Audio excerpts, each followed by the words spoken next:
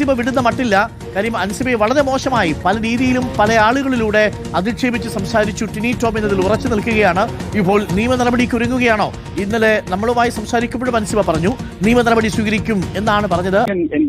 ഞാൻ കാണിക്കുമ്പോൾ നീ തോലിക്കണ്ട. വേറെ 3.5 കോടി മലയാളികൾ ഞാനിവിടെ വരെ എത്തിയത്. ജോഷിയുടെ വിനയന്റെ ലാൽജോസിന്റെ സത്യനന്ദിക്കാരുടെയൊക്കെ പടത്തിൽ അഭിനയിക്കുന്നുണ്ട്. അതെന്തൊരു കഷ്ടാ നോക്ക്. എന്ത് കുഴപ്പം. ഞാനിത് ഫേസ്ബുക്കിൽ കാണും. നമ്മുടെ ട്രോളിന് വേണ്ടിട്ട് നമ്മളും ചെയ്യും. കാണുന്നറിയാം നിന്നെ. അത് വേറെ പ്രശ്നമൊന്നുമില്ല. അത് ഈ ഉണ്ടായിട്ട് ഓരയുടെ പ്രശ്നമാണ്. അത് തന്റെ നേരിട്ട് എന്റെ മുന്നിൽ വാ. എന്റെ ടൈപ്പ് അങ്ങനെ ഒന്ന് വാ.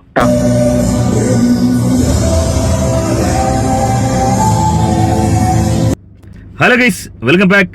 ടിനി ടോം അല്ലെങ്കിൽ ടിനിച്ചേട്ടൻ, നമുക്കറിയാം മിമിക്രിയിലൂടെ മലയാള സിനിമയിലേക്ക് വന്ന് നിരവധി ആളുകൾ മിമിക്രിയിലൂടെ നെഞ്ചിലേറ്റിയ ഒരു താരമാണ്. മിമിക്രി എന്ന് പറയുമ്പോൾ സാധാരണ നിലയ്ക്കുള്ളൊരു മിമിക്രി അല്ല. നമ്മൾ ഈ ലാലേട്ടനെ കുറിച്ചൊക്കെ പറയുന്ന കണക്ക് നൈസർഗികമായ ആ ഒരു കഥാപാത്രം ലാലേട്ടനായി മാറുന്ന പോലെ ടിനി ടോമിന് മാത്രം അവകാശപ്പെട്ടൊരു മിമിക്രി ഉണ്ട്. അതായത് ഒരാളുടെ സൗണ്ട് അനുകരിക്കുമ്പോൾ ടിനി ടോമിന്റെ സൗണ്ടിൽ തന്നെ, അദ്ദേഹത്തിന്റെ സൗണ്ടിൽ തന്നെ ആ ഒരു താരത്തെ, അദ്ദേഹത്തിൻ്റെതായ ഒരു സ്റ്റാമ്പ് പുറത്തെടുക്കുന്ന ഏക മിമിക്രിക്കാരൻ നമ്മുടെ ടിനിച്ചേട്ടൻ മാത്രമാണ്. ടിനിച്ചേട്ടൻ ഉടനെ അറസ്റ്റിലാവാനുള്ള എല്ലാ ചാൻസും ഉണ്ട്. ടിനിച്ചേട്ടനെ ഈ ഒരു വിഷയത്തിൽ 1% പോലും സപ്പോർട്ട് ചെയ്യാൻ തോന്നുന്നില്ല. കാരണം ടിനിച്ചേട്ടൻ്റെ ഒരു വോയിസ് ഞാൻ അവിടെ വെക്കാം.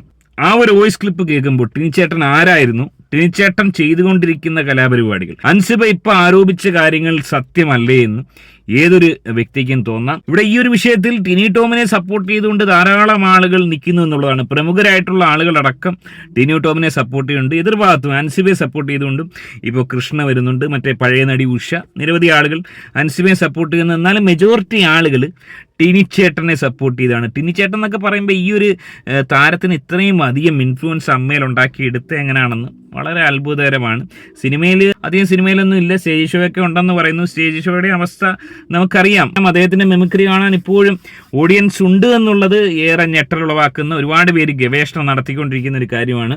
ഇനിവേ ഈ ഒരു വിഷയത്തിൽ എന്താണ് സംഭവിച്ചത് വളരെ വിശദമായി പരിശോധിക്കാം. ടിനി ടോമിനെ സപ്പോർട്ട് ചെയ്യുന്ന ആളുകൾ തീർച്ചയായും ഈ വീഡിയോ കാണണം. വീഡിയോ മാക്സിമം മറ്റുള്ളവരിലേക്ക് ഷെയർ ചെയ്യുക. ആദ്യമായി വീഡിയോ കാണുന്നവർ വീഡിയോ ഒന്ന് ലൈക്ക്, ചാനൽ ഒന്ന് സബ്സ്ക്രൈബ് ചെയ്ത് വീഡിയോ ഒന്ന് ഹൈപ്പ് ചെയ്ത് ഫേസ്ബുക്കിൽ കാണുന്ന പഹയന്മാർ പേജ് ഒന്ന് ഫോളോ ചെയ്ത് കാണാൻ ശ്രമിക്കുക.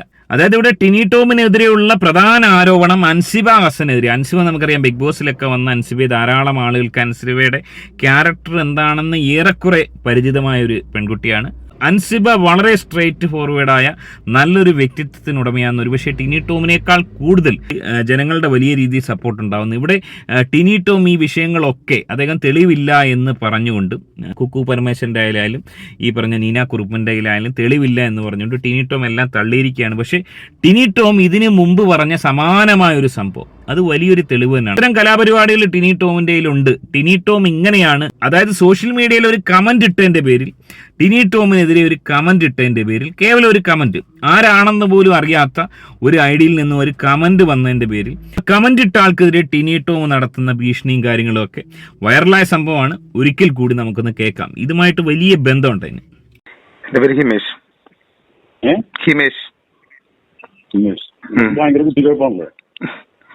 എന്റെ പൊന്നു ബ്രോ, ഒരു കമന്റ് ബ്രോ, സോഷ്യൽ മീഡിയ അല്ലേ?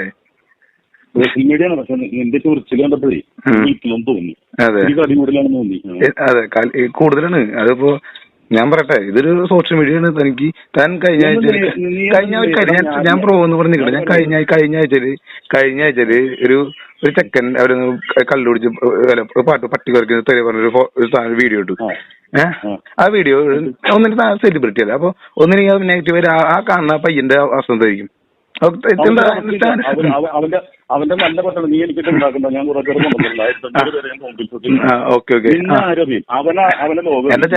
എനിക്ക് ആരെ അറിയിക്കേണ്ട ആവശ്യമില്ല.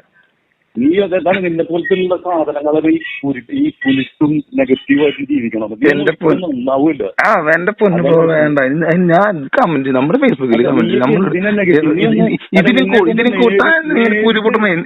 എന്തിനെങ്കിലും കുരുപൊട്ടണം. ഇതിനും കൂടുതൽ എന്തോ രാഷ്ട്രീയക്കാർ കേൾക്കണത്. അല്ല രാഷ്ട്രീയക്കാരൻ തുടങ്ങി കേൾക്കണേ. അപ്പൊ പിന്നെ താനെന്തിനു ഈ വക ഡയലോഗ്? എന്തിനു നേരിട്ട് നിൽക്കണേ? എനിക്ക് നേരിട്ട് നിൽക്കണോണ്ട് പേടിന്നില്ല. ഇത് സോഷ്യൽ മീഡിയ. സോഷ്യൽ മീഡിയ എനിക്ക് പേടിയില്ല. അല്ല ചേട്ടാ, എനിക്ക് പേടിയില്ല. നീ പേടിയില്ലെങ്കിൽ നീ എന്റെ മുമ്പിൽ നേരി ഞാൻ കൊടകരയിൽ വന്ന് പരിപാടി നടത്തിയിരുന്നു, നിന്നെ അവിടെ ഒന്നും കണ്ടല്ലോ. ഇതുപോലത്തെ പേടിത്തുറന്മാരാണ് ഇതുപോലെ കമന്റ് ഇടുന്നത്. കമന്റ് ഞാൻ ഇടും എന്നുവെച്ചാൽ അത് നമുക്ക് സോഷ്യൽ മീഡിയയിൽ കമന്റ് ഉണ്ടെന്നൊരു കുഴപ്പം. സോഷ്യൽ മീഡിയയിൽ കമന്റ് ഇട്ടോ, നീ ഞാൻ കാണിക്കുമ്പോ നീ തൊലിക്കണ്ട. വേറെ 3.5 കോടി മലയാളികൾ അംഗീകരിക്കുമ്പോൾ ഞാൻ ഇവിടം വരെ എത്തിയിരുന്നു. ജോഷിയുടെ വിനയന്റെ ലാൽജോസിന്റെ സത്യനന്ദിക്കാരൊക്കെ പടത്തിൽ അഭിനയിക്കുന്നുണ്ട്. അതെന്തൊരു കഷ്ടാ നോക്ക്. കമന്റിന് എന്ത് കുഴപ്പം. ഞാനിത് ഫേസ്ബുക്കിൽ കാണും. നമ്മുടെ ട്രോളിന് വേണ്ടിട്ട് ഒരു ട്രോളിന് വേണ്ടി നമ്മളും ചെയ്യും. ഇത് കാണുമ്പോ അറിയാം നിന്നെ അത് വേറെ പ്രശ്നമൊന്നുമില്ല, അത് ഈ ഉണ്ടായ ചോരയുടെ പ്രശ്നമാണ്. അത് തന്റെ ഇപ്പൊ നാളെ കോമഡി അല്ലെ മറ്റേ സ്റ്റാർ മാജിക് വന്നാൽ പറഞ്ഞു കറക്റ്റ്. അവിടെ ഞാൻ പറയില്ലേ പറഞ്ഞു ഞാൻ ഒന്നും കൂടി നാണം കിടും. വെറുതെ എനിക്ക് നാണം കെട്ട പോകാനൊന്നും ഇല്ലടോ. എനിക്ക് നാണം കെട്ട പോകാനൊന്നും ഇല്ല. നിനക്ക് അതാണ് നാണം കെട്ടവനാണ് നീ. നാണം കെട്ടവൻ തന്റെ വീട്ടിൽ പോയി പറഞ്ഞാൽ മതി. തന്റെ വീട്ടിൽ പോയി പറഞ്ഞാൽ മതി. അതെ ഞാൻ ഒരു കാര്യം ഞാൻ കമന്റ് ഇഞ്ഞു ഇടും. ഞാൻ കമന്റ് ഇഞ്ഞു ഇടും. ഇത് എന്ത് ഒന്ന് നേരിട്ട് എന്റെ മുമ്പിൽ വാ. എന്റെ കൈപ്പാങ്ങിന് ഒന്ന് വാ. കൈപ്പാങ്ങിന് വന്നാൽ എന്റെ കയ്യിൽ നിന്ന് മാങ്ങ പറിക്കാൻ പോകും. അല്ല ഇല്ല ഞാൻ കോളേജിലും ലോ കോളേജിലൊക്കെ പഠിച്ചവനാണ്. എന്റെ പൊന്നു ചേട്ടാ, ഞാനിപ്പോഴും ചേട്ടാന്ന് വിളിക്കാം. എന്റെ പൊന്നു ചേട്ടാ, ഇത് മാത്രം എനിക്ക് ഇങ്ങനെ ബി പി കയറാൻ സോഷ്യൽ മീഡിയ ആകുമ്പോൾ നമ്മളിങ്ങനെ കമന്റ് ഇടും. അതിന് എത്ര നെഗറ്റീവ്സ് തോന്നുന്നുണ്ട്.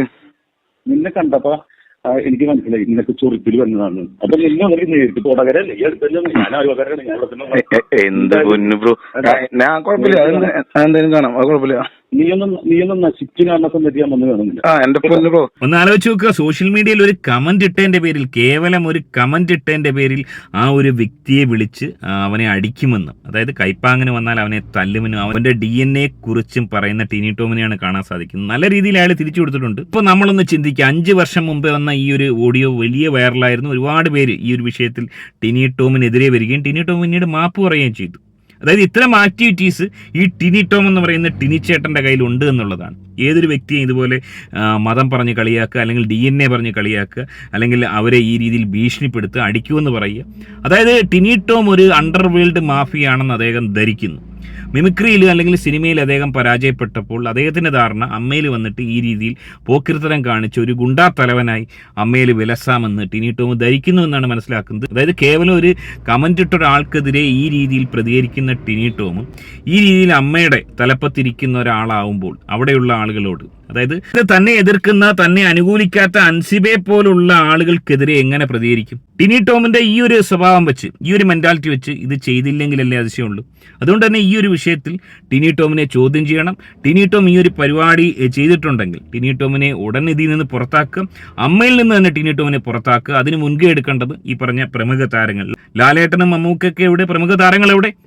അൻസിബ ലാലേട്ടന്റെ മകളായിട്ട് ദൃശ്യത്തിൽ നമ്മൾ ദൃശ്യം 3 ഇപ്പോൾ കണ്ടതേ ഉള്ളൂ.